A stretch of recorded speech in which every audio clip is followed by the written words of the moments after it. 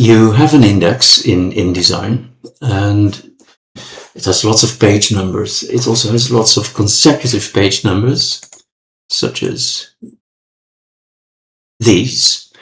And what you really want is page number spans or page ranges. What you want is this. Now, doing this manually is really a rotten job, but you can use a script for this.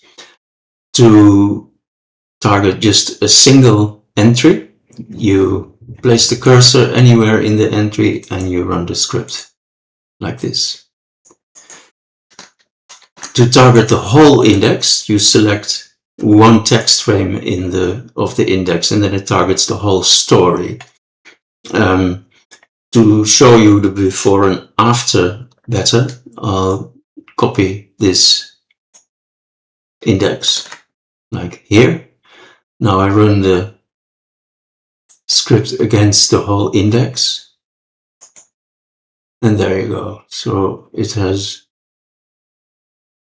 spanned all the page numbers. As you see here, it also handles Roman numerals and Arabic numerals and a mix of those.